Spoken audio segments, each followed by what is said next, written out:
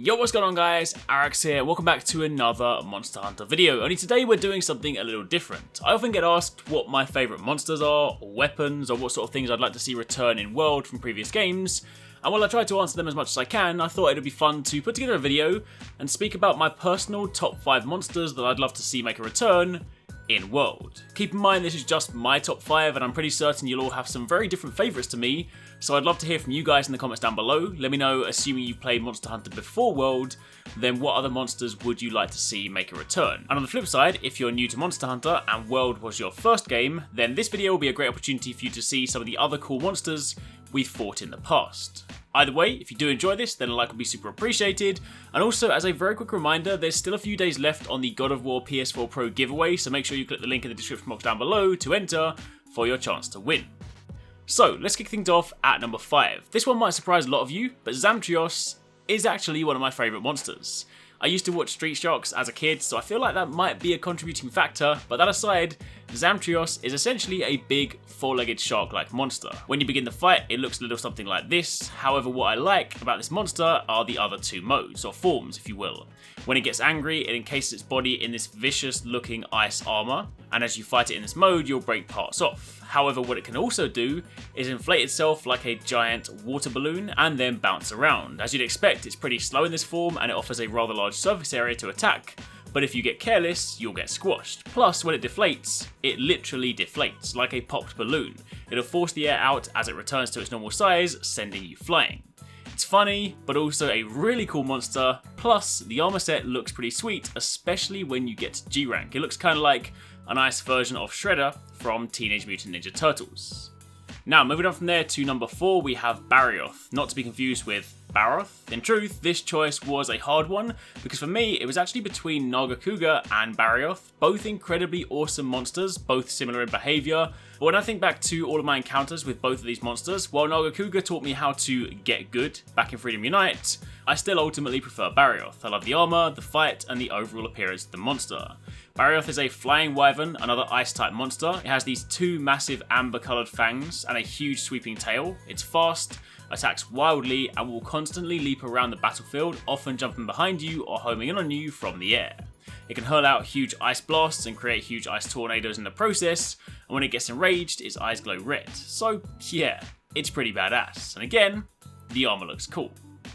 Next up, moving on from there to number 3, we have GLAVENUS, or Dino Baldo as it's known in Japan. Now, I really like dinosaurs and by extension dinosaur type monsters, which will also explain another one of my choices in this list, but GLAVENUS was one of the 4 flagship monsters for Monster Hunter Generations. He's a brute wyvern, similar in physiology to a TIGREX, only it has this massive blade-like tail and these huge spines running all the way down its back. As you'd expect of a monster with a massive tail and tiny arms, the tail is where a lot of the attacks come from. Sure, it can spit fireballs at you, but what you really need to watch out for are the hefty tail slams. When the fight starts, the tail is the same colour as the body, but as the fight goes on, GLAVENUS will sharpen the blade-like tail in its mouth, turning it fiery red, at which point it can then use that to create fire explosions. Also, one of the most devastating moves, and a move that kills a lot of people the first time they fight him, is where he sharpens his tail and then lets it go in this big sweeping 360-degree attack. This is one move where you have to learn to dodge or you're basically dead. After that, in at number 2, we have Furious Rajang, definitely one of my all-time favourite monsters, a monster that gives a lot of hunters a run for their money. Now Rajang is no joke. If you want a challenge, this is where you'll find it. Now Furious Rajang is basically the ultra angry, ultra difficult version of Rajang, but to give you some context, Rajang is a fanged beast, and to look at it, it's sort of like a cross between a bull and an ape. It has a ton of incredibly powerful close-range attacks where it quite literally punches you with its fists, and while it starts off with this black coat, when it gets angry and goes Super Saiyan, its fur glows yellow. It'll grab logs out the ground and throw them at your head, it'll leap up into the sky and yo-yo slam into the ground, crushing you where you stand. If you get caught in its punching combo, you'll go flying backwards and probably get killed soon after. And if you thought the best way to deal with a punching ape is to put some distance between you and the beast, well, it can also fire a laser beam at you, so yeah, you're not really safe anywhere.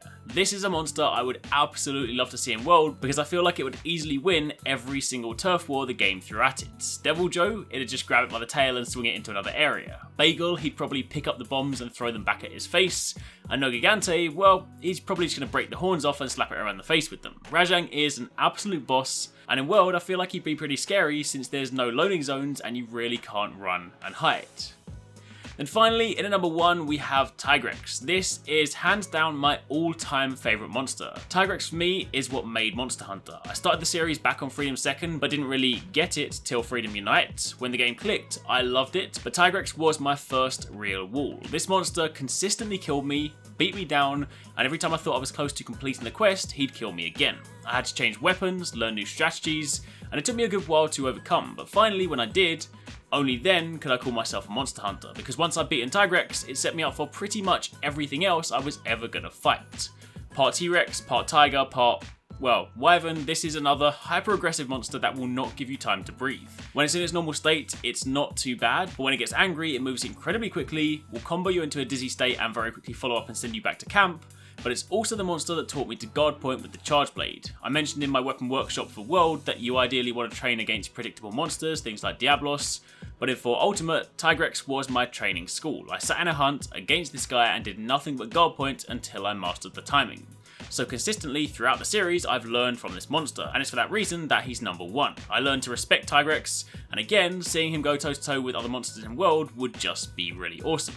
However, before I wrap this up, I want to throw in a few honourable mentions. First up, LAGIACRUS, or LAGIACRUS depending on how you say it, another one of my all-time favourite monsters, but I specifically didn't include this one in the top 5 because the developer said on record the Lagi just doesn't fit in World. For those of you that didn't see, LAGIACRUS was actually one of the early prototype monsters in Monster Hunter World. They showed off the build at a recent developer conference, and while they used it for testing purposes, they ultimately said the monster just didn't fit in the game, so this is one that we sadly won't be getting in World. But for those of you interested, LAGIACRUS is a sea wyvern, first introduced when there was underwater combat, and while I wasn't a fan of that personally, that was where this monster reigned supreme. On the land it wasn't too much of a challenge, but in the water, it was a pain.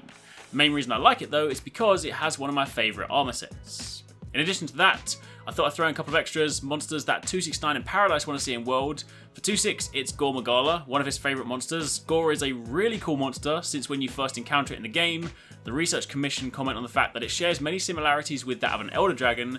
However, it's not until it sheds its skin and reveals its true form, Shagaru Magala, that it's confirmed to be an Elder Dragon.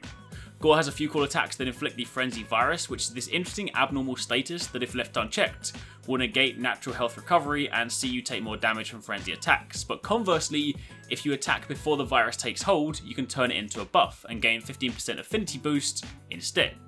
It has a number of moves and movement patterns akin to that of Nagakuga, but when it enrages, these giant purple horns come out, and it looks incredibly awesome. And as you'd expect, that aesthetic then carries over to the gear.